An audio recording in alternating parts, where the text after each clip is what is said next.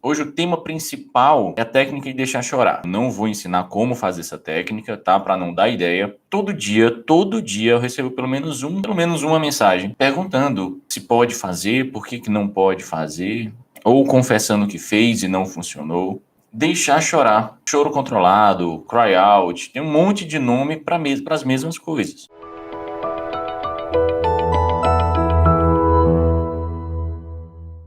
A pergunta mais importante de todas: traumatiza o bebê? Pode traumatizar. Sempre vai traumatizar o bebê? Aparentemente não. Tem vários artigos falando, até inclusive de Harvard, inclusive já passaram várias e várias matérias na Globo sobre isso. Não sei se vocês já viram, mas já passaram várias sobre isso. Futuramente vai ser um adulto inseguro? Não necessariamente. A questão é, precisa fazer isso? Definitivamente não. Então por que que tanta gente faz? Se você for ver só como resultado, se for avaliar a capacidade de chegar ao resultado, que é fazer o bebê dormir, é algo relativamente eficiente. Funciona em 100%? Não funciona. Ainda assim, não funciona em 100%. Nem deixar chorar funciona em 100% dos bebês. Porque alguns vão acordar por fome, então você pode deixar chorar o quanto você quiser, ele vai continuar acordando com fome. Alguns vão acordar porque estão com dor, então você pode deixar chorar o quanto você quiser, ele vai continuar acordando por causa de dor. Mas se for uma associação, vai funcionar, vai desfazer a associação.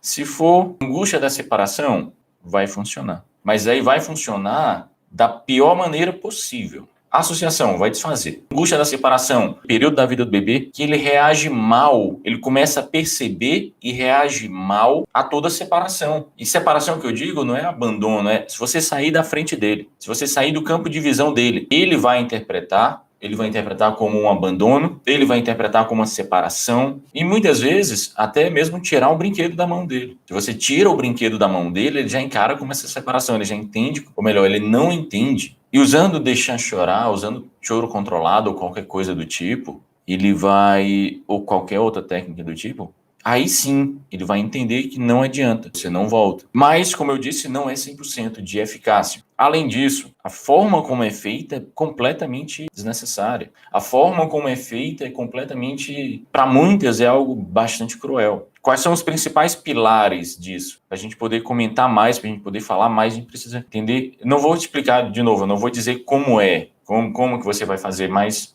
quais são os principais pilares disso? É você não olhar nos olhos do bebê. Você não conversar com o seu bebê. Não olhar, não conversar com o bebê. Por que não olhar e não conversar com o bebê? Para o bebê não se sentir estimulado. Para o bebê não se sentir estimulado a fazer isso, tá? A permanecer acordado, a interagir com você. Para o bebê não falar com o bebê é um dos principais pilares. Precisa fazer isso. Segundo pilar, você aumentar progressivamente, você ir aumentando progressivamente o contato com o bebê, ao mesmo tempo aumentar progressivamente o tempo que você vai levar até chegar ao bebê. Então, se por exemplo, se primeiro você deixa 1 minuto chorando, aí você vai lá, depois você vai 2 minutos chorando, aí você vai lá, você vai 3 minutos chorando, e não é assim que se faz não, mas é só um exemplo. Precisa fazer isso? Por que aumentar progressivamente? Para ir acalmando o bebê. Porque o que acontece? Vamos lá, deixa eu explicar o que acontece. À medida que você vai, o bebê acalma e você volta, existe o risco ele chorar ainda mais. E ele chorar ainda mais e não aceitar aquilo que você fez. Ele já saber. Por exemplo, vamos dar um exemplo, você chegou e deu tapinha no bumbum do bebê. Então você chegou, ele estava chorando, você chegou, deu tapinha no bumbum, ele parou de chorar. Aí você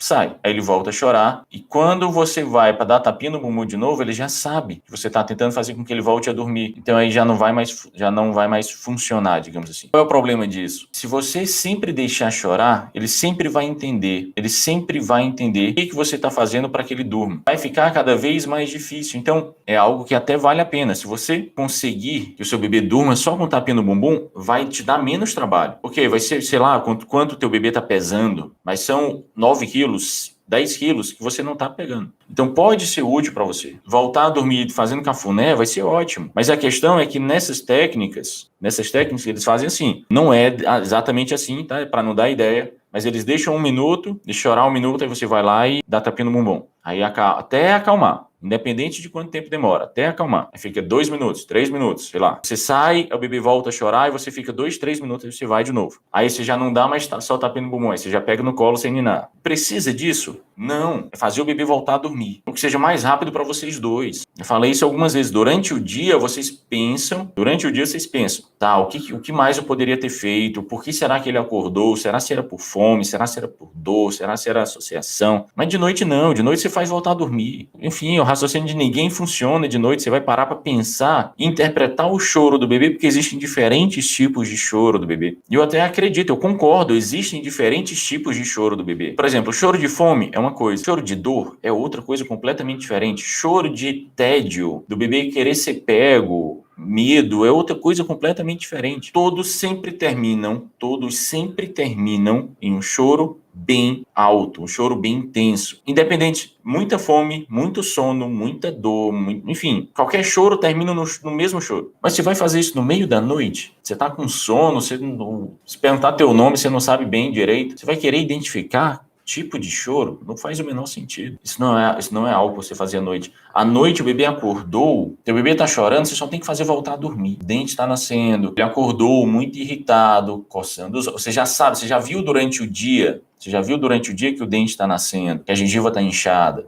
que ele está incomodado com a gengiva. Aí sim, aí você vai lá e faz alguma outra coisa diferente quando você já imagina o que pode ter sido. Se você sabe que é salto, se você sabe que o bebê está acordando por salto, se você sabe que o bebê está acordando por angústia da separação, se você sabe que ele acorda com medo, se você sabe que ele está acordando com medo, aí você pode optar por ninar o bebê para tentar transmitir segurança para ele. Se você sabe que o bebê acorda por associação e você já seguiu todos os 4 passos, e vai desfazer a associação e quer desfazer essa associação e acha que precisa, aí você pensa a respeito. Definitivamente não vai funcionar para todo mundo. E não digo nem mais, isso se a gente for parar para ver só puramente eficácia, digamos assim. Mas além da eficácia, tem uma variável muito importante que as consultoras costumam esquecer. É uma coisa que, olha, você não pode olhar nos olhos do bebê e o choro te incomodar muito, coloque fone de ouvido no volume alto. Aí quando passar tanto tempo você vai. Parece algo meio inacreditável. Acontece muito. Tem alguns livros que falam isso. Você coloca o fone de ouvido e fica na porta do lado de fora, esperando a hora. Você deixou teu bebê chorando no berço, tá lá chorando, mas você tá ali na porta. Você não pode entrar até dar tanto tempo. Foninho de ouvido para não escutar, para não se incomodar muito. Tem livros e livros sobre isso. Ainda é algo extremamente comum. No Brasil, não. No Brasil ainda tem muita gente que faz, mas já diminuiu consideravelmente. Nos Estados Unidos, na Europa, ainda são condutas muito frequentes.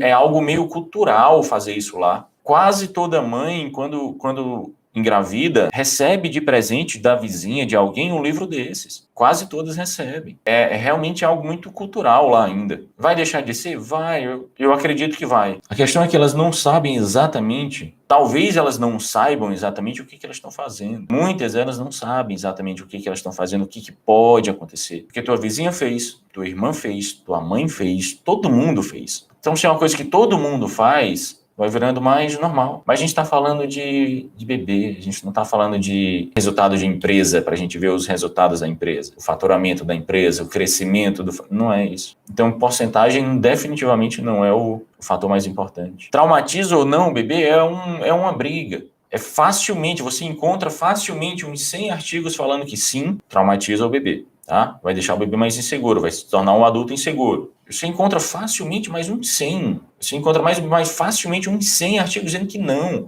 Olha, se for feito assim, assim, assim, não. E artigos bastante relevantes, de centros de estudos bastante relevantes. Muitas consultoras usam um artigo de Harvard, muitas usam esse artigo de Harvard para defender o método que elas trabalham. Por quê? Porque ela tem algum embasamento científico para recomendar isso. Se você for parar só para ver isso, se você for parar para ver só o que tem artigo científico, a consultora não está errada. Por quê? Porque ela está se baseando com evidência científica, metodologia e tudo mais. Tem uma eficácia, digamos assim, relativamente boa. 70%. Se eu não me engano, é 70%. Eu não lembro exatamente. Tem artigo científico falando, não traumatiza. É relativamente eficiente, 70% dos bebês aproximadamente. Tem artigo científico dizendo que não traumatiza, se for feito da forma correta. Uma coisa é teu bebê chorar, porque ele está com reação da vacina, tá com o corpinho todo doído. Uma coisa é ele chorar por isso. Aí você tá lá, tá com ele no colo, deu analgésico, deu mamar, enfim, você fez o que pôde, nem sempre passa. Às vezes a dor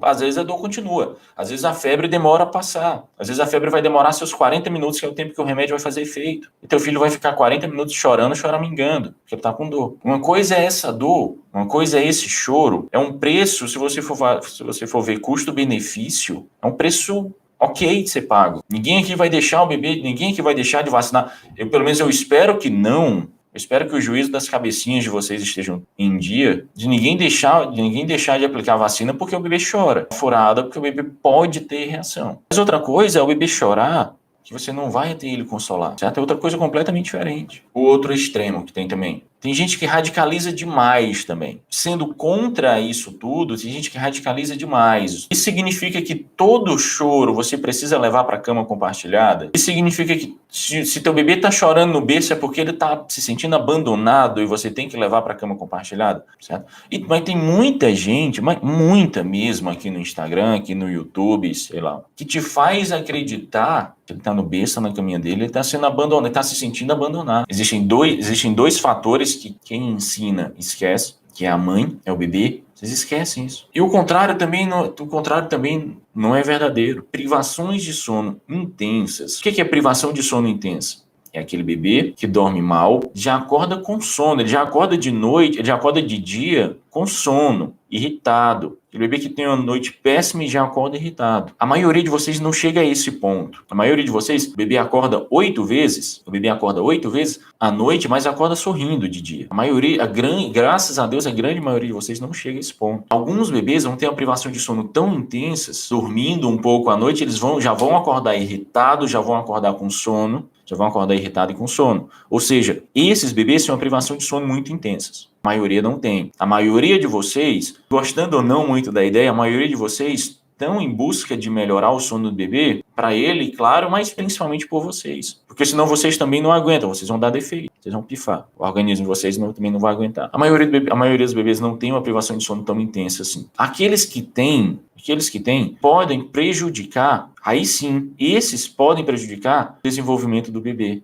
A longo prazo, não vai ser isso acontecendo uma vez, uma semana, não vai ser. Não vai ser acontecendo uma vez, uma semana, um mês. Isso a longo prazo. Por isso que a maioria dos estudos que falam sobre privação de sono observam crianças com 5 anos. Observam crianças com 5 a 10 anos. E aí pegam todo o histórico, todo o passado delas. Por quê? Porque o principal momento que o nosso desenvolvimento cognitivo, memória, raciocínio, inteligência, as habilidades, o principal momento que acontece esse desenvolvimento é durante o sono. Então, bebês e crianças que passam por um período enorme de privação de sono podem ter algum comprometimento na memória, no aprendizado. E aí tem relatos que falam... Então, olha o quanto afunila. Bebês de vocês, que não dormem a noite toda. Alguns aqui até dormem, mas bebês de vocês que não dormem a noite toda. Aqueles que têm realmente privação intensa já afunila muito. Isso acontecendo a longo prazo, pode ter algum comprometimento. Pode ter. E aí tem alguns estudos que relatam casos de esquizofrenia. Isso é completamente diferente de falar que se o bebê não dorme, ele vai ter esquizofrenia. Completamente diferente. Assim não gera tanto engajamento.